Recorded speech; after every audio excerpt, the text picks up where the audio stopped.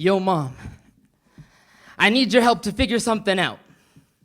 I went to write you an email the other day because sometimes we do that, we email each other.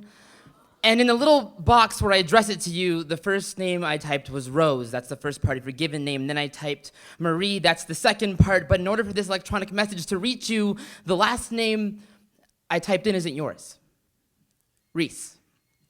Your maiden name is May. It's Italian. We think it comes from the word apple. Your favorite color is red. Roses are red and apples are too, so why does the name Reece still stick to you? Why is it still a piece of you when I can't remember the last time you and Mr. Reece pieced together a conversation since he pieced? I know the technicality, you're separated, not divorced. It comes down to legalities, that's the reality. And it was easier to send him on his way with little to say between lawyers. He unpacked his drawers and Nonna put his suitcase at the door. And all you kept of his was Reece. My sister and I, we were already yours. There's no argument there. But when you kept Reece, you kept his debt. Well, he got to forget. You kept unpaid bills while he ran for the hills. You let him escape and you could have crushed him. You never took him to court or demanded child support.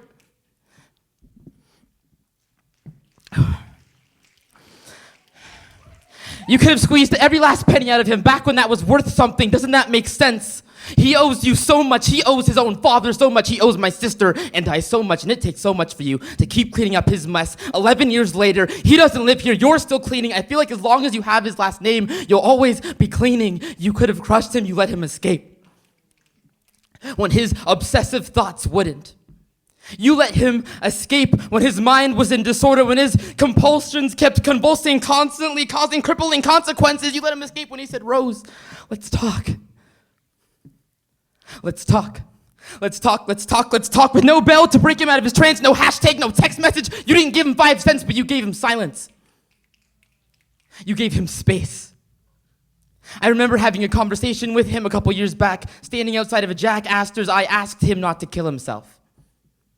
I looked him in the eyes and I made him promise not to kill himself. He could not promise. I asked him, even though it doesn't really matter if he's here, really, it doesn't matter whether he loves me or my sister or you or himself enough to stay here, really, because your love's enough, Mom.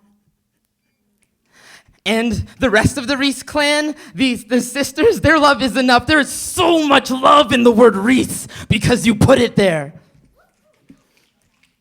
I thought for all these years he was still here because of me, but he is able to live because of you. Rosemary is a compound word, means bitter rose. That doesn't make sense. You saved Dad. And that makes you pretty sweet.